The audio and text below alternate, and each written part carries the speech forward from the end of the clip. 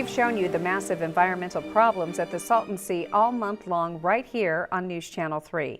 California's largest lake has been neglected for so long, but now there is renewed energy, hope on the horizon. Could the Salton Sea's unique location be a part of the solution in saving it? News Channel 3's morning anchor Angela Chen has more on the movement happening at the Salton Sea. Across the vast expanse of the Salton Sea, there's white gold in these waters deep below the ground. The Salton Sea has been called Lithium Valley for good reason. One of the single best locations, one of the largest geothermal reservoirs in the world is right at the Salton Sea. The Salton Sea runs along what's called the Ring of Fire, a horseshoe of high volcanic activity where you'll see the most geothermal movement. Lithium is a byproduct of the geothermal energy process, and it powers things like Teslas, iPhones, even power tools. Berkshire Hathaway Energy owns 10 of the 11 geothermal plants around the lake, recently winning government grants to see whether it can recover lithium here on a mass production level. It's never been done before. There is an arms race going on globally for batteries, and the United States is a bystander in this race. China controls almost all the raw materials for battery production. So if we can show that lithium can be produced domestically, that could really jumpstart a much more robust clean energy battery economy in the United States. Strange to think a place that saw its golden hour pass long ago could once again strike that hour just as we're running out of time. If lithium is successfully recovered here, Berkshire Hathaway has said it'll increase its investment into the surrounding impoverished communities. For the decades of lip service, interagency fighting, and broken promises, leaders say it's time to look forward because there's now renewed hope. The first congressional hearing on this issue since 1997. This past September saw the first congressional hearing in 23 years on the dying lake. Congressman Raul Ruiz has crafted a Salton Sea bill to pull federal funding and speed up projects. He hopes to have it voted on by the end of the year. The federal government is also funding the Bombay Beach Wetland Project, $700,000, still in the planning stages, and won't break ground until, at its earliest, 2023. As for the state, work has finally started on the woefully delayed Salton Sea Management Plan, a 10-year initiative to improve conditions by creating 30,000 acres of habitat and dust suppression. And I think what we have here today is less finger pointing and more action. It took a lot of time and energy to get people to agree to get this off the ground, but we're here.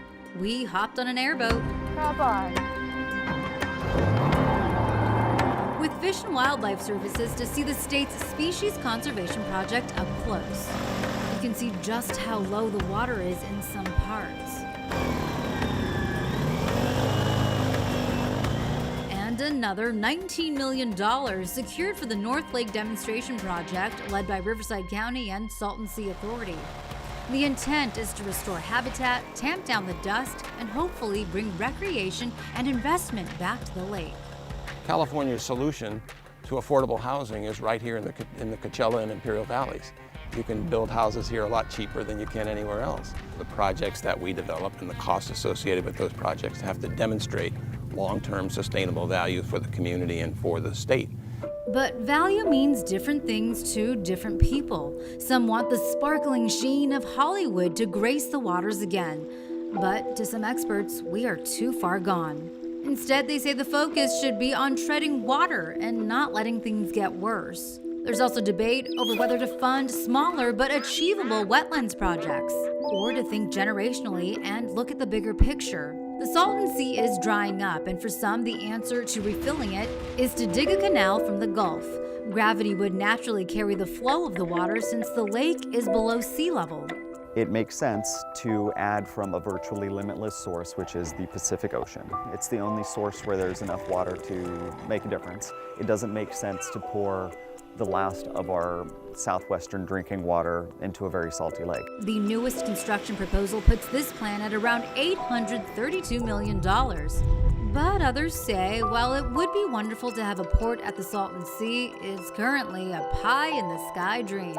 It would be a great economic boon for this location. We're not there yet, and we have dust being exposed, and so we need to stop the bleeding to save the patient, and then once we can get to that stable place, then we can think of the more grand plans. Others say desalinating the lake is the answer. But with our continuing droughts, our water shortages, and the arduous effort of cleaning it just to dump it back into the lake, experts say this proposal is unlikely. If you're looking at the deterioration of the Salton Sea, you have time and again people putting short-term profits ahead of long-term sustainability. But maybe, just maybe, it's different this time. After generations of kicking the can down the road, perhaps people are finally picking up responsibility. I don't say death and decay. I see a lot of opportunity.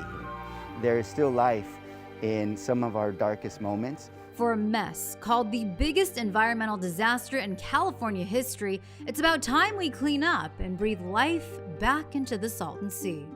Angela Chen, News Channel 3.